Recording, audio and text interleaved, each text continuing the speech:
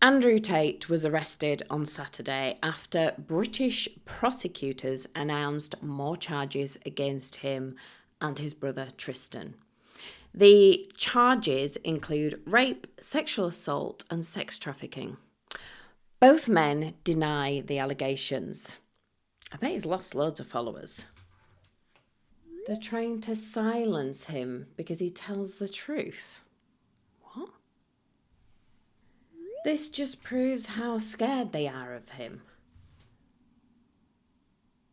Scared of a man that shops in the women's section at Asda? So scared they made up 38 charges and hoped nobody would check. Right, let's look at why people blindly follow others. Andrew and Tristan Tate were arrested by US Marshals in Miami on the 18th of July, after the UK asked for them to be sent back here. The Crown Prosecution Service has authorised 38 more charges between the two brothers, involving 4 women. Andrew faces charges including rape, trafficking, assault, offences involving indecent images and extreme pornography. Tristan faces charges including rape, sexual assault and trafficking.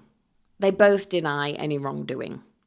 What interests me is what happened among Tate's supporters after the arrest. You might think charges this serious would make people question him.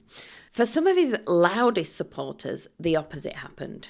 They defended him even more. The comments all followed the same sort of pattern. It's a setup. They're coming for him because he tells the truth. This proves the system is corrupt. Instead of thinking this is getting serious, they found a way to turn the arrest into proof that he was right all along. He stopped being a little tosspot who had been arrested. He became a man so dangerous and so important that the authorities had to come for him. The charges made him look bigger in their minds. Ordinary men get ignored. Men who threaten the system get arrested. That's the story they tell themselves. So why does that happen? Because some of them are no longer only defending Andrew Tate, they're defending themselves. There's a psychological term called cognitive dissonance. It simply means the uncomfortable feeling you get when the two things you believe cannot both be true. A Tate follower may believe, I am a good judge of people. Andrew Tate tells the truth. Then they are faced with, Andrew Tate is facing a large number of serious criminal charges. They now have a problem. They can decide they got Tate wrong, but that may also mean admitting they shared his videos, repeated his views, and argued with people who warned them about him. It may mean admitting they fell for it, and that's hard to face. They've bought the courses, repeated the quotes, changed the haircut, and you can't casually admit you were wrong after changing the haircut. So they look for another explanation. The charges were fake. The women were lying. The authorities want him silenced. The whole thing is a setup. The arrest gets squeezed into a story they already believe. Because for some followers, Tate is more than a man they watch online. His content has shaped how they speak, how they train and think about money, how they view women and decide what a man should be. He gave them a clear set of rules. You are strong or weak. You control life or the system controls you. And if you don't see the truth, you are one of the sheep. Once somebody has built that much of themselves around Tate, walking away becomes very difficult. They may lose friends or an online community. They may need to rethink the things they've said and done. They may also have to admit that their family, friends, or mum was right all along. So defending Tate lets them avoid all of that. They can keep believing that their judgment was right and everyone else is blind. For some followers, when you're criticising Tate, it feels like you're criticising them. It's a bit like football. Someone insults your team and you take it personally, even though you are not on the pitch and nobody has asked you to play. The team has become part of who you are. The same thing can happen with Tate. You say, I don't trust Andrew Tate. They hear, you were fooled. You are weak. So they will defend him as vehemently as they would defend themselves. That's why more evidence does not always make them less loyal. Sometimes it makes them fight harder. When people feel personally tied to an idea, they stop looking at evidence in a fair way. If something supports what they already believe, they accept it. If it threatens what they believe, they start searching for reasons to dismiss it. The source is biased. The women were lying. Police are corrupt. They're not concerned if it's true. They're thinking how they can make this fit with what they already believe.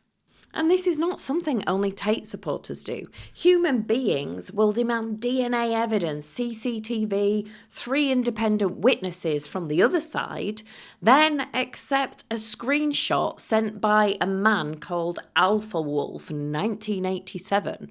Once someone believes powerful people are trying to silence Tate, each new charge can make the conspiracy seem even bigger. More charges simply mean more powerful enemies. You see this kind of thinking in conspiracy groups, political movements, and groups built around one strong leader. The language is often similar. They are people who see the truth, and they are the people who have just been fooled. They're strong people and weak people. There is the group, and there is everybody outside of it. Anyone who questions a leader becomes part of the problem. And Tate's content uses a lot of that language. It offers people belonging, status, and a simple explanation for why life is not going the way they want. That's why leaving can feel like losing more than an influencer. They may feel like they're losing friends, their beliefs, and the person they are trying to become. And some of you may have a son, partner, or mate that is deep inside this. Your first instinct may be to show them the evidence. Here are the charges. Here are the allegations. The CPS statement. You've likely tried it and it didn't work. That's because they're defending more than Andrew Tate. They're defending the version of themselves that bought into that. And if you call them stupid or demand that they admit they were fooled, you make it even harder for them to change their mind. Now they have to admit they were wrong while you stand there waiting to say, I told you so. A better place to start is by asking them what they admired about him in the first place. Was it the discipline, the confidence, the money, or independence? Maybe it was the ambition or just belonging to something. Those things do not belong to Andrew Tate. They exist with or without him. A more rounded view is this. You can admire someone's work ethic and still question their behaviour. You can agree with one thing they say without believing everything else. You can want to build a business without treating one man as the answer to every problem. It doesn't have to be all or nothing. And you don't have to decide that Andrew Tate is right or completely evil. You can keep the ideas that genuinely helped you and reject the ones that don't stand up. And that's a more honest position than deciding he must be innocent because you liked some of his advice. Once somebody understands that changing their mind about Tate or someone else doesn't mean losing the person they want to become, they may be more willing to look at the evidence.